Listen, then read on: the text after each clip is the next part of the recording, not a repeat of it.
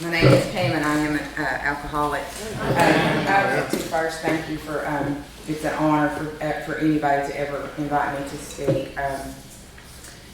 It's kind of crazy because when I first started telling my story, and I told this the other night for the very first time I ever told my story, I told my story, and I didn't tell any of it. It took about 15 minutes. I got up, basically said, I have a problem, and this is what I've done, and this is what I'm going to do, and that was it. I went home and I cried, and I called my sponsor, and she said, "Well, you've got some things to do." And then the first thing I done was I got out of step working guide and I started working my steps. And this is how it all started. I grew up in a little small town. I'm really nervous. I don't know why. 'Cause I'm usually not. Maybe I need to take my shoes off.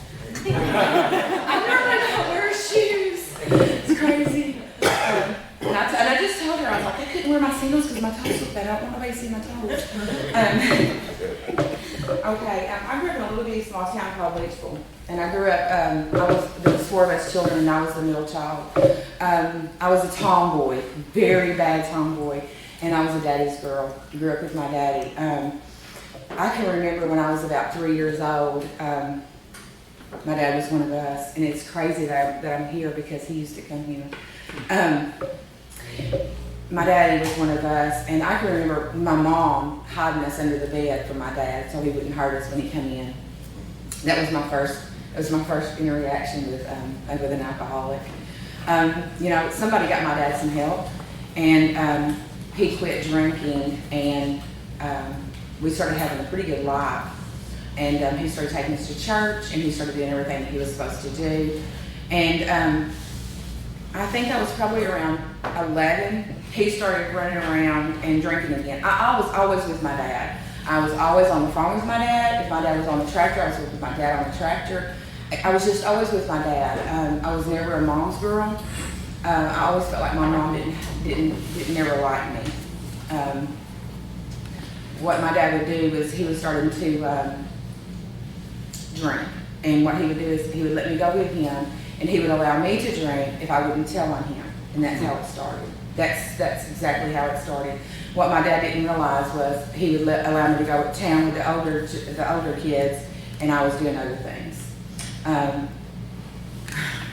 When we moved away from Leachville because he was trying to make a better life for us, we moved to a little place called Needham. That's where I met a couple of guys. And we just, that was all we done, and that's really where my addiction took off. All I done was just drink. Drank and just everything just blew wide open. When I turned 16, I met this guy, and I come home. My dad's addiction had blown full blown by this time. By the time I was 16, my mother was at her wit's end. She absolutely could not stand me by this time because I wasn't hiding what I was doing. I was doing what I shouldn't have been doing. And I come home from school one day, and she had moved my things into my boyfriend's home because my boyfriend was a lot of it for me. I really am ashamed of myself and my behavior back then, but I was 16 years old and had a lot of problems, had a lot of issues. I was so mean to this poor guy. When I was in Leachville, like I said, I always hung out with this older crowd, and this one young lady, she always taught me how to fight, and I shouldn't be proud of this, but part of me I am, because we had this little place, it was a pool hall. We used to shoot pool, and I learned how, and I used to always tell people, they taught me how to shoot pool and shoot whiskey, and I was good at it. I was so good at it. And they would, and I was that little kid girl that would run around, and if you messed with me, I was going to hit you with that pool stick, because that's how they taught me to do. So when me and him got married, I fought him like he was a girl, because that's how I was raised, because I had to take up for myself, because I was a girl trying to live in a guy's, 2 years later, we have our first child, and then we have our second child, and we end up divorced. He's the only man that I had ever been with, and so what I would do was, heavy in my addiction after our divorce. When I would start drinking and getting messed up, I would call him and he'd start coming around. So I ended up pregnant again. And so he told me, he was like, girl, this is a sign from God. We have got to get remarried. I was like, yeah, you're right. No, it's a sign that you did not use protection. That's what it is. You're done. But we did. We got remarried and we had our third child. And you know, I hate really saying that because I'm so thankful for all three of my girls because I have beautiful children. I really do. Thank God He blessed me with those girls. After I got pregnant, we didn't last. I mean, it was over. I was so mean to him. He raised me the best that he could. I just had issues. You know, I had outside issues. I had inside issues. I had all kinds of issues. So we got divorced, and I'm going to tell you that I have learned through working this program that I have got to be as open and as honest as I possibly can with myself and with you. And that's really, really hard to be sometimes. It's really hard for me to do sometimes. But I have to, because if I don't, I get really sick, and I hate being sick. I got married to my second husband, and I loved him. I loved him with everything inside of me. We never fought. We had one fight, and it was because he got drunk and hit me, and I didn't ever want to be hit again. I thought I had fought enough in my life. Didn't want to fight no more. I thought I was the perfect soccer mom.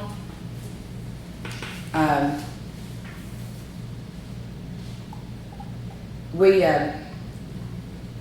got up, we took our kid, or I would get up, I would fix this great breakfast for the children. I would, at that point in my life, would tell you that I was absolutely the most perfect mother that you would ever find. But the truth of it was, at any given time, you would find me passed out in my front yard, my backyard, my bathroom, anywhere. My kids would be out there going, well, Mama, we couldn't wake you up. That was the God's honest truth. Or I would be slobbering drunk, cussing the teachers out because they didn't do this or because they didn't do that. That's the truth of it. I was that mother. And then, you know, the next morning, drinking a cocktail, trying to get my, you know, crap together for that day, trying to get to the PTA meeting or something, you know, thinking that I had my crap together. Took me some years to figure out what was really going on, and what was really going on is I was fighting some stuff.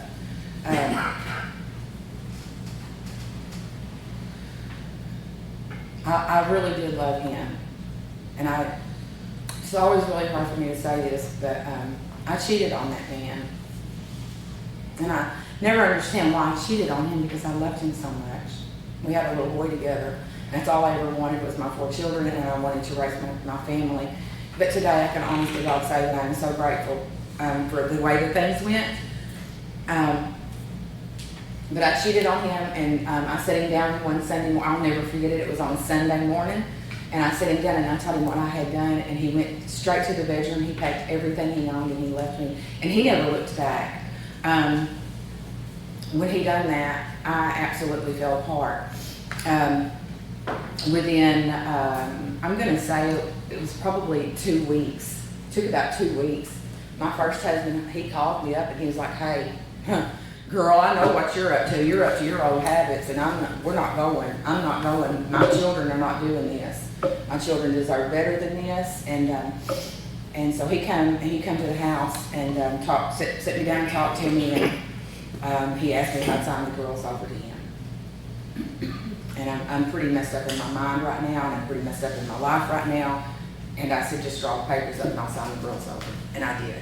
I done that. I set my girls down and I told them, I said, look, I love you, but I can't give you the life that your daddy can. And he's gonna make sure that you have everything that you want. And I can't do that. So I signed my 3 girls over to their dad.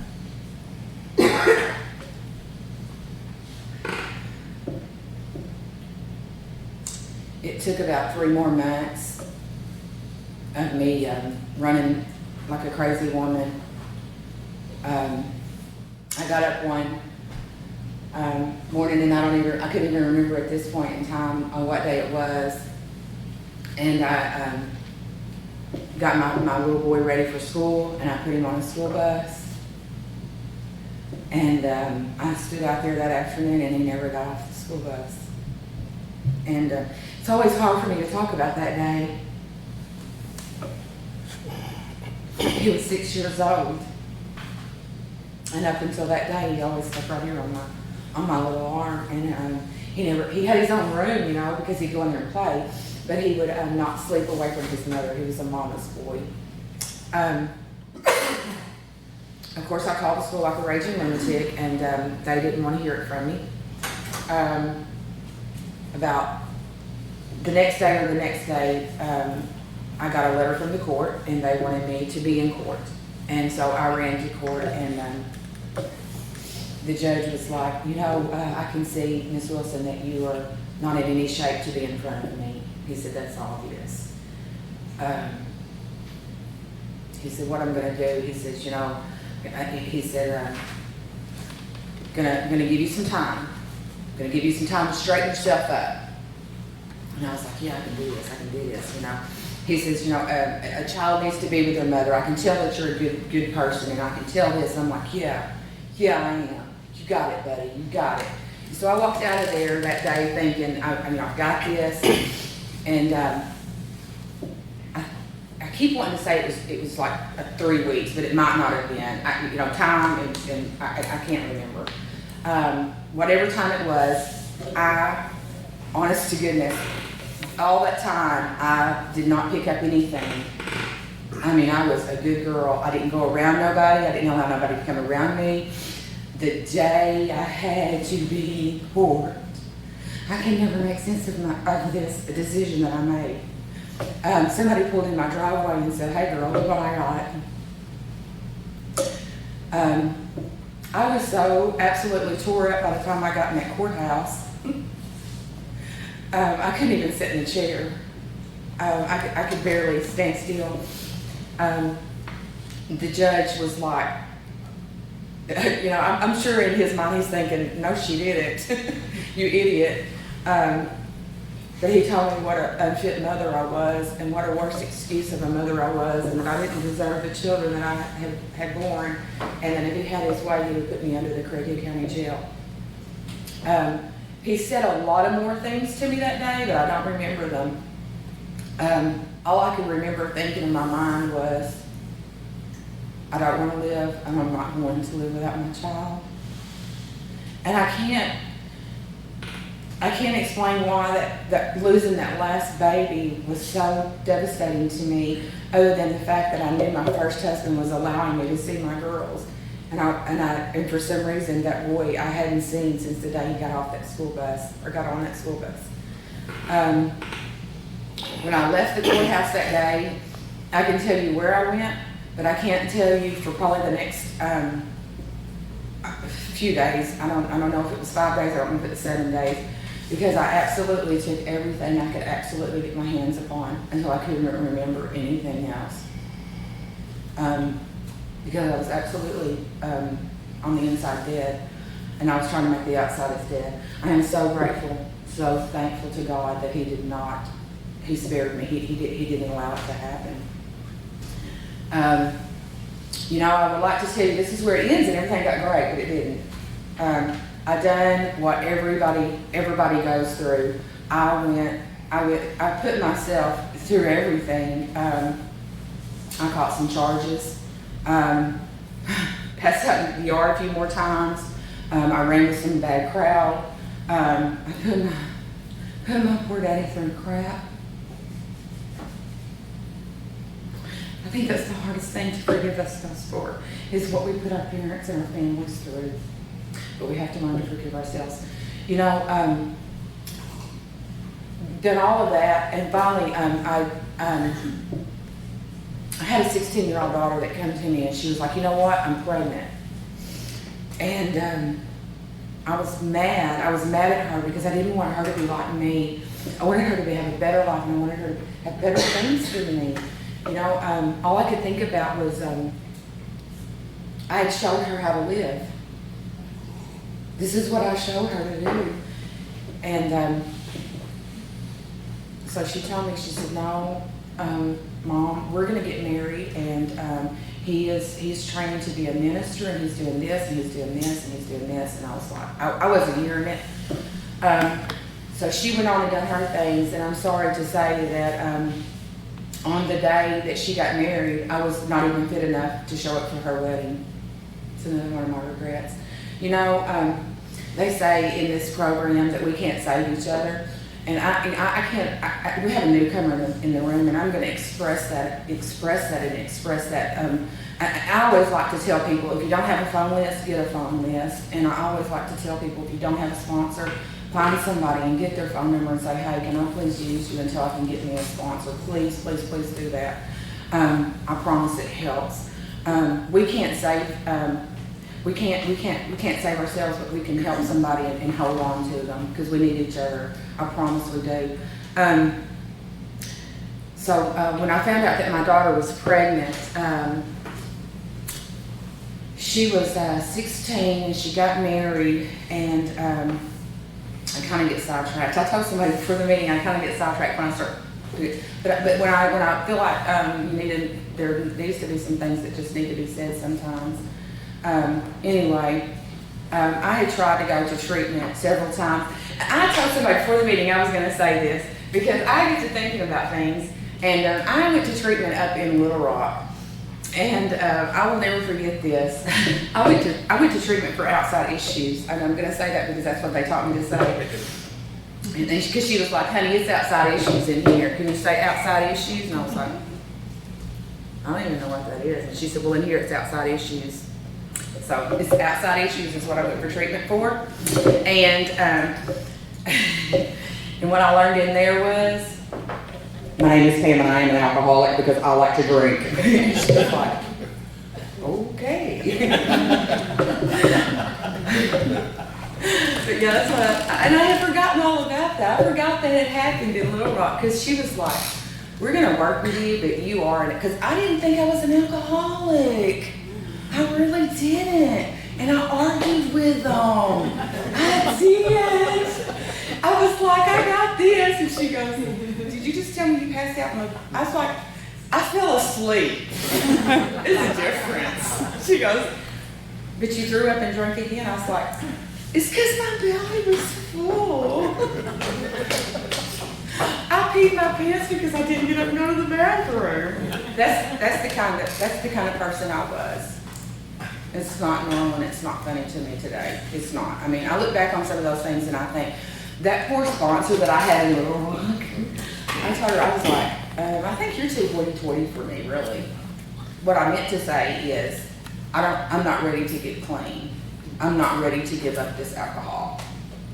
I can put my outside issues up for now, as long as I can hold on to this bottle. That's what I was really trying to say to her. I just didn't realize it at the time, because that's what I did. Anyway, so my daughter's pregnant, and I'm trying to go to treatment a couple of times, and it's failing. And my poor daddy, who is trying to save me, he's been clean for years. He's been clean for years, you hear me? Years trying to raise his family. And he starts coming around me, and guess what he did? Keep going to the barbershop, you're gonna get a haircut, and he kept coming around his daughter, and he got messed up. He did that. So I go to the treatment centers, and it's not working because I'm not ready. She has my first grandson, and her very first Mother's Day, in which she was so proud of, to celebrate. And it's Mother's Day's coming up, and she'll celebrate her 13th Mother's Day, because my oldest grandson will be 13. Her first Mother's Day, I was homeless, living in a car out on a field road, and she brings my grandson to see me because that was her baby. and she wanted him to meet his grandma. And I was so messed up, what do you do? And the only thing she could tell me was, I love you, Mother. I love you with everything I have.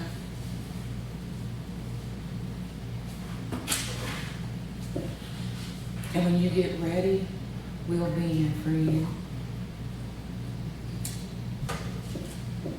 I don't know that, I always have to mention that because that visit done something to me.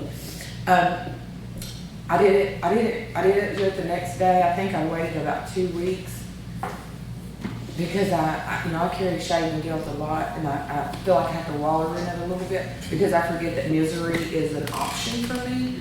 Sometimes I feel like I deserve misery. And then I called her and I said, hey, I don't want to feel like this anymore, baby. I don't want to do what I'm doing to myself. I want to be better, So she comes and gets me and she takes me to church, and I get saved. And I don't get saved the very first time. It's like the second or third time. And it feels good. And I feel great. And then I get messed up. And then I start thinking that God doesn't love me. He's mad at me. And so then I'm really messed up in my head because I'm just now getting clean. And I've got all these emotions coming out. And you remember, when somebody says to me they have 38 days, my first thought is, oh dear God, please don't take me back to that. That's my first thought. Because I remember those first 38 days. I remember those long, 24 hours.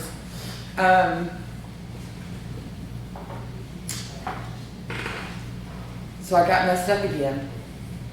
So I had to start all over again.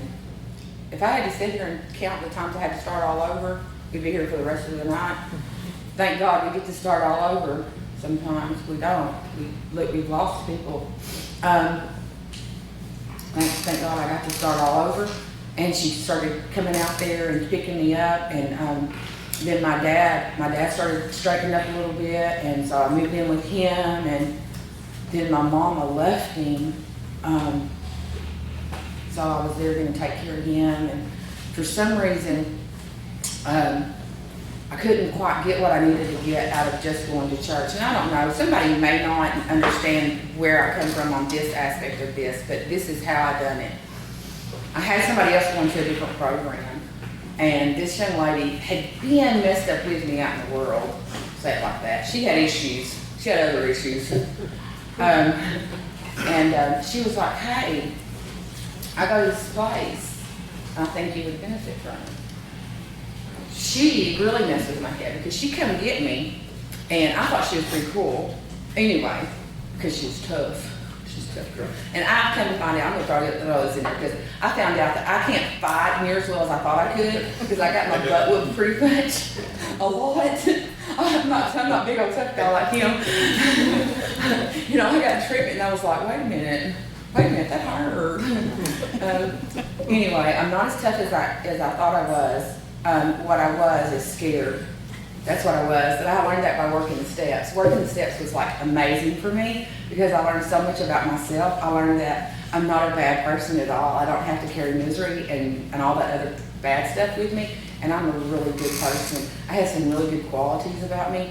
And it's like I'm scared most of the time. I'm scared. And what I did learn is when I was a kid, the reason why I thought my mom didn't like me is because I felt like she didn't love me like my dad loved me. Because she didn't pay the attention to me that my dad paid attention to me. But the reason why she didn't is she felt like my dad gave me too much attention, so she was pulling away from me. It took me losing my dad to find that out. That was some crazy stuff. I better get to the point. So I'm working my program and I'm learning a lot of stuff about me, and I've probably got about, I can't remember, because I even lied about my clean time the other night and didn't even know it till I got home. I was like, wait a minute, I lied to a whole room full of people tonight.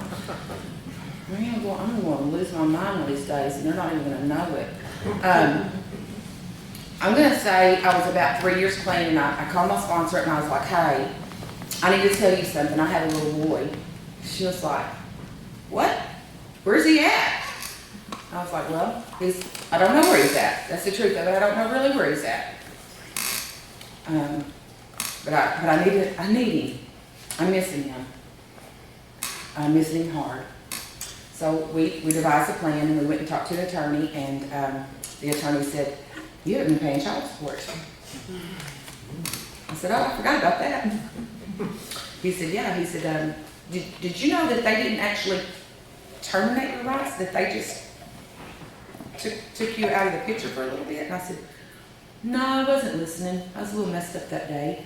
He said, yeah. He said, they're going to file abandonment on you. Abandonment, and then they're going to probably put you in jail, and you're going to do some jail time for non-payment of child support. He said, do you want to push the issue? And I said, I want my boy. I need my boy. My boy's probably like 12 years old by now. And haven't seen him in a few years. And he says, well, let's do this. Try to find an address and send him a certified letter. So that's what I did. We heard him. And like I said, I think I had been missing him for about 6 years at this point. And so I continued to go to church, and I've been going to church with my daughter, and then I kind of veered off and started going to a different church. And I'm just going to put it out there because I know it's really kind of against the rules, but I'm just a rebel. Is it okay? I go to church at a Pentecostal church because that's where I get on at. That's just where I get along at. Because it kind of goes back to that where I feel loved. That's where I feel loved. And I went to church with these little old ladies, and I would walk in and they would just love on me. I mean, they didn't care where I had been, what I had done. And one of them, her name was Miller, guys. I was like, I've traded one Miller for another Miller, and she would just love on me. And she never understood what I was talking about. But I did, you know? And it was just hilarious, you know? But that place, for some reason, I felt like I had to be there, even without my children, because at this time they're going to church because he's got his minister license, and I go by myself. And what I learned there is I learned how to pray, and I learned how to fast, and I learned how to get close to God. I will never forget an old timer telling me, God will bring you to NA, and NA will bring you to God, Pam. Just keep doing what you're doing. And then I started saying, you know, I'm kind of getting miserable. No, you're getting complacent. You need to move. You need to do something. So I had stopped working the steps. I never finished them. I used to lie about that. It's one thing I used to lie about. I stopped at the 10th step, and I started working my steps over again.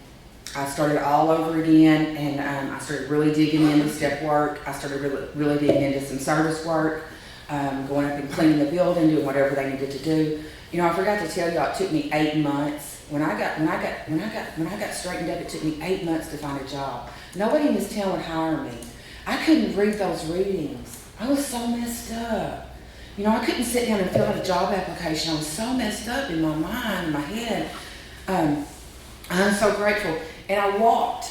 I got a job at the Dollar Tree, making minimum wage. And I lived at the end of Middleton, and I would walk all the way down Middleton. And I would cry sometimes because of poor, pitiful Pam. I forgot to be grateful that I was able to walk and able to go to a job.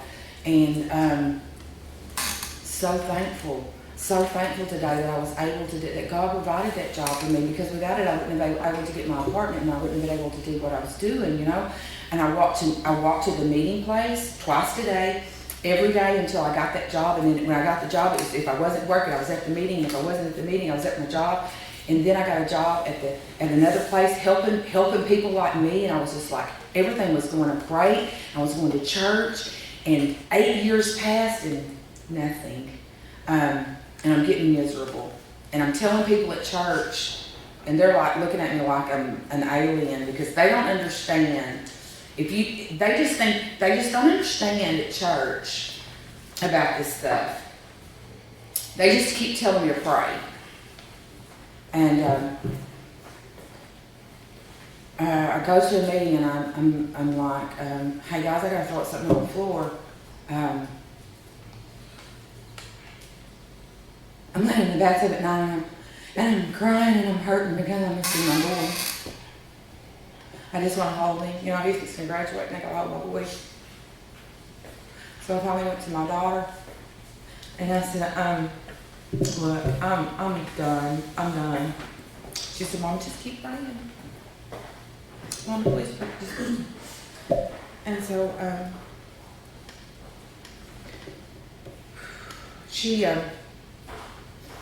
we had a prayer service at church and they prayed me through. And I knocked a little lady, she's walking on a walker. It reminded me of this guy that walked in tonight on a walker. I thank God I didn't help knock him down and trying to help him in the door. Because he doesn't know this story. Sister Mary was walking up to the pulpit and I'd seen her a couple weeks ago at Ladies Retreat and I was like, Sister Mary, do you remember when? She said, girl, I'm just glad you're growing. I was like, yeah, me too. She said, yeah, that and I'm in a wheelchair now. She is, really is. She was going up to the altar and what I done was I knocked her out of the way because I felt like my problems was more important and I was more important than she was or her and her problems. So what I done was I knocked her down, really, to get to the altar so I could get to the preacher. And when I did, I told the preacher, I said, look, my name is Pam and I'm a recovering alcoholic with issues. And they've taken my son away from me. And we need to pray that God just brings him back to me. And those are just basically what I told him. And his name was Nick Mahoney. And he looked me square in the face and he said, what a selfish mother. He said, have you ever once thought about their son? Have you ever prayed about what he needs? Nope. Not one time. Not one time. Not one time, sir. Not one time in this 9, 10, 11, 12 years. Not one time. Nope. Have not. I cried and I just turned around and I went back to my seat and something in my heart absolutely changed that night. I absolutely did not pray the same. I did not act the same. You know, I told you I was out there helping people in recovery. You know, I was mean to them girls out there because them girls out there, they just come out there and they still had their kids. I resented them. I did. I changed that night. I started praying for God to make me the mother I needed to be for my son, to make me the mother I needed to be for my girls, to make me the friend I needed to be, to be the daughter I needed to be. Everything in my life started changing at that point. When I started, the way I started to really apply myself and just changed. Everything just changed. I mean, I put myself out there, and for the next, I'm going to say the next 2 years, it might have been 3, but I think it was 2, absolutely put everything out there. I got another job. A better job. One job was the 2 that I was working. I got a better car. I mean, it wasn't a good car, but it was a better car. I did have a $250 car. Absolutely had no air conditioner. One door wouldn't open. One window wouldn't open. I had to crawl through the window. Like I would get to church first and crawl through the window, out the window. They came in there one night and was like, "Hey, it's raining. Your car's getting wet." I said, "Okay, it's okay. Just let it go." Because I wasn't gonna go out there and crawl through the window. You know, I tell them. About 2 years passed and nothing happened. So after that and all of that and me putting myself out for 2 years, how dare nothing happened. I went to my daughter, my middle daughter. Her name is Amanda. And I told her, I said, look, I am done this time. I'm seriously done this time. I'm done. She lived in Brooklyn at the time. I told her, I said, look, I have missed 12 birthdays. I have missed 12 Christmases. 12 Thanksgivings. I said, do you know what it's like for me to miss all of this with my son? I said, I don't even know what he looks like. He has no idea what I look like. He has no idea what a great life I have now.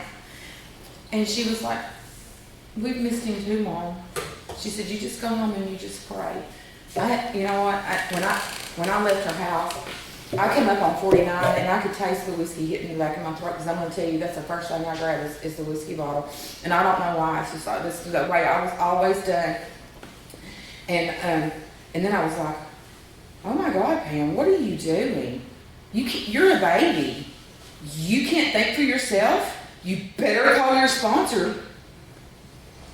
So I called my sponsor. So I said, sponsorship is so important. Whew. Sponsorship is so important. And I called her and she said, what are you doing? I said, I'm trying not to go to the liquor store. She said, go to the meeting now and I'll meet you there. If you don't think you have the best sponsor, get another one. Get 3 or 4 if you have to. My sponsor has absolutely held me all night long. Has been a mother to me when I didn't have a mother. Because for several years, my mother didn't. She just decided she didn't want me. She flat told me, she said, look, I don't want you in my life right now. And I had to be okay with that. That's harsh. Even when you don't understand it, it's harsh. Now, I'm going to say it right now because I might forget.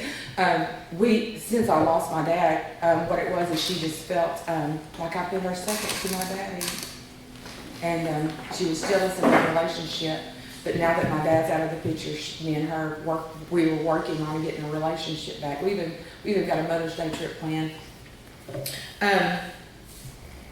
My sponsor talked me through that night, and I went with her that night and to a meeting all weekend. I stayed in meetings all weekend because meeting makers make it. I don't care what anybody says. The cliches are true. I will forever say them. I will forever say those corny little things because I love them. Monday morning I was sitting at work because God had blessed me with a promotion and I got to sit down. And my daughter Amanda called or texted me and she said, I found him.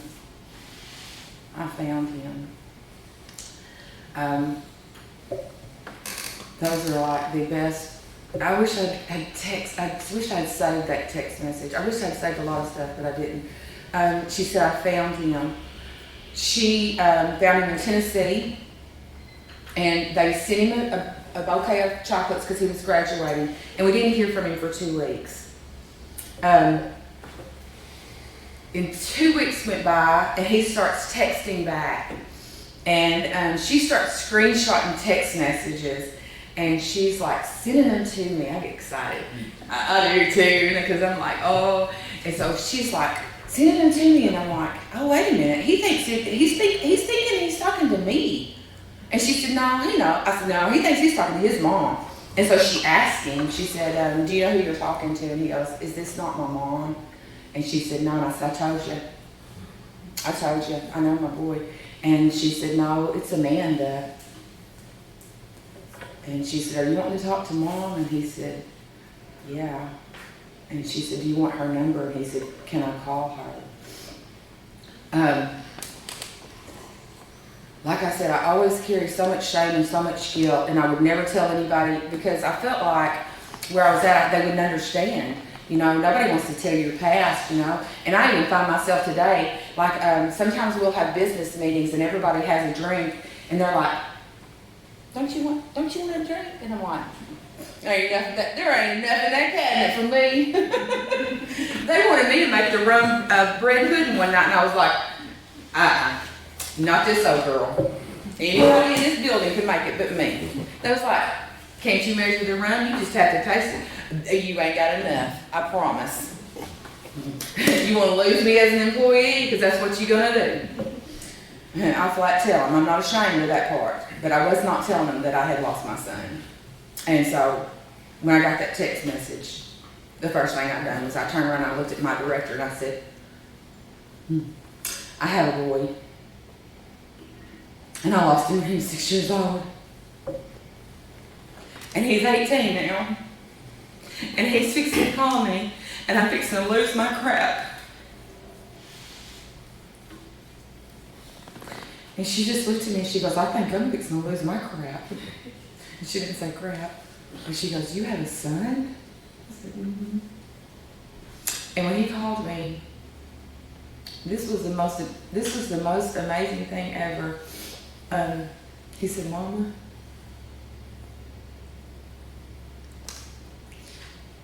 Yes. He said, I never thought I would hear your voice again.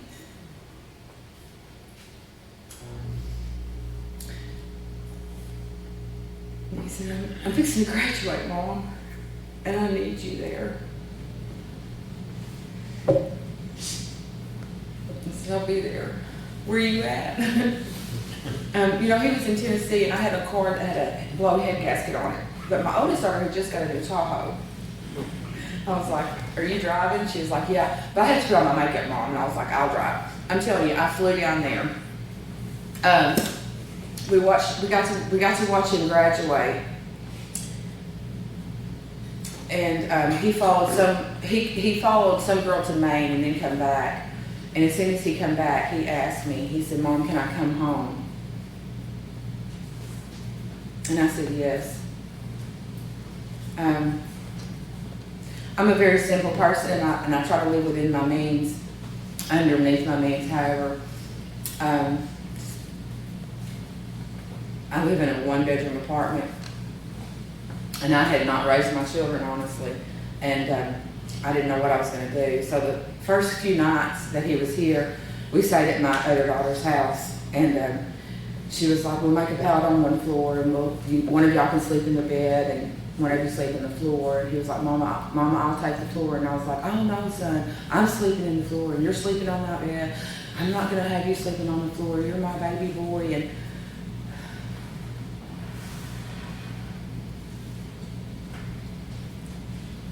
he said, I'm sleeping with my mama.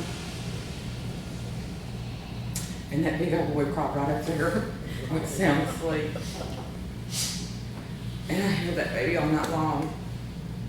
And I'm telling you, I was scared to death. I was so scared.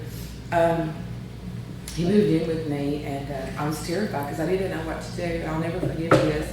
And I always tell the people, it was so profound to me because sometimes I overthink everything, I walked into that meeting place and I was so terrified. I was like, I waited 12 years for him to come home, and now I don't know what to do. I don't know how to raise kids. And the old timer said, because I threw it out on the floor, I was like, what do I do? What do I do? I mean, I know what girls do. I don't know what boys do. And the old timer said, don't pick up. Don't pick up.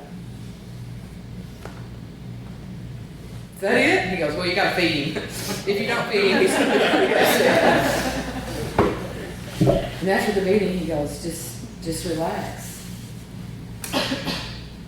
You missed all them years. Just enjoy him.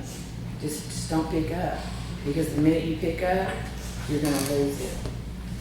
What I've learned about the disease is it's a family disease, but so can recovery be a family recovery.